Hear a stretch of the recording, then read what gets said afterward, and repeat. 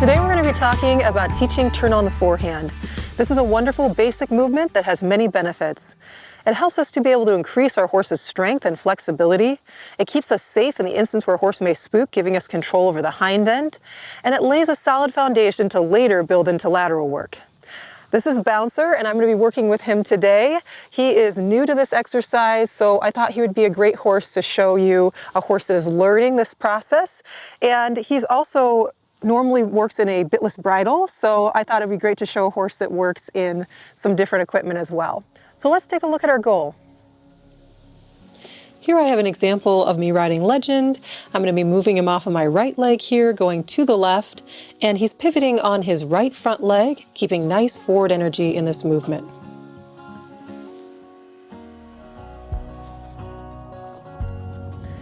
So I like to teach turn on the forehand in two phases.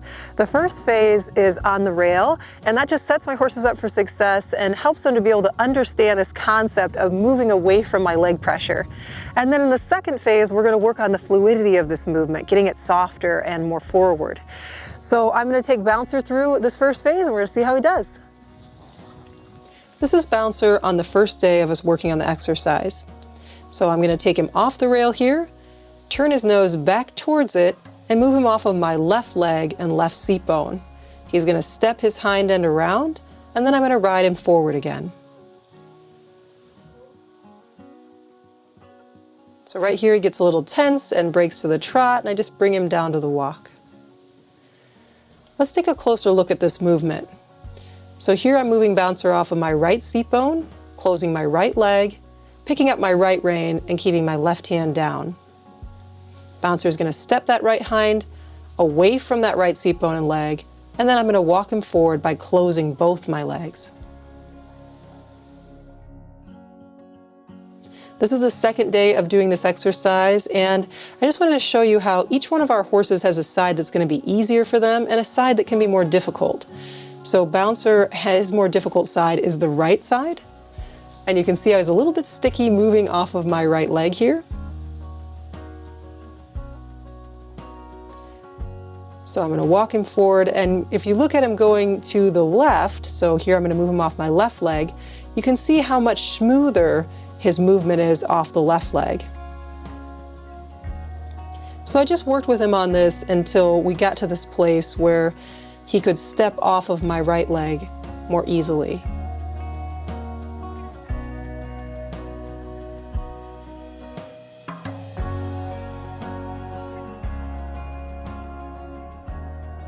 So I worked with Bouncer on the rail to get him to this place where his movement was more smooth and more fluid on the rail.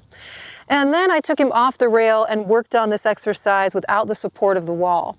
And it's a little bit sticky and tight, so he's responding to my leg, he's moving away and doing the right thing, but he's a little bit stiff in the movement.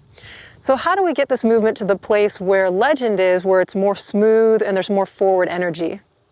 I'm going to be showing you in the second phase how to improve this turn on the forehand and get it more forward. As I start this exercise, I'm riding Bouncer to the right and moving him off of my right leg. The purpose of this exercise is to increase flexibility of the inside hind leg. So in this case, that would be the right hind leg, as you can see here. Every time Bouncer does the movement, he has to cross his right hind leg over his left and then bear weight down into it to push forward again.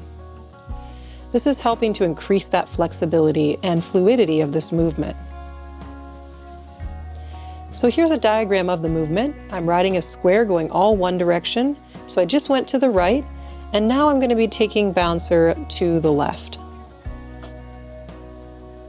So we want to work our horses on each side so that they develop symmetry and even flexibility on both hind legs. So here I'm riding him to the left and just working on the same exercise. Bouncer did a great job in working on this exercise with me today. Remember that when you're first teaching this to a new horse, to really be patient and take your time. It might take them a couple sessions, and it might take them more like 5 or 6, but whatever it takes them to learn it, reward those little tiny tries and let them build slowly into a place where they are more fluid. That fluidity kind of comes with flexibility and with practice, so be patient with your horses as you work on this. As a rider, you want to stay nice and straight through this movement, so you want to be careful not to lean too much into the direction you're moving your horse away from. And one thing that's helped me with this, if you're not sure if you're leaning, you can have someone video you from the ground, and that can be a big help in improving your position. So have a wonderful week, enjoy your horses, and I'll see you in the next video.